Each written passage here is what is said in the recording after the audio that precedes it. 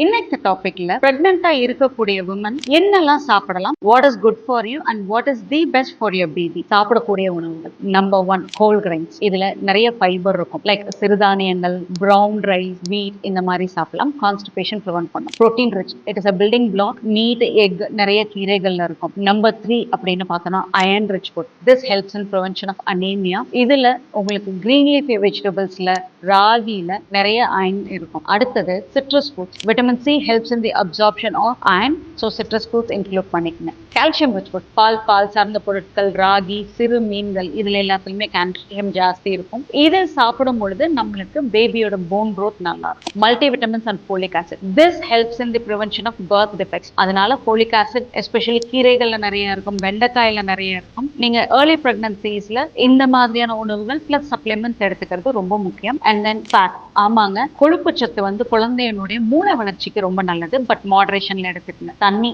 ஹைட்ரேஷனா இருக்கிறது ரொம்ப ரொம்ப முக்கியம்.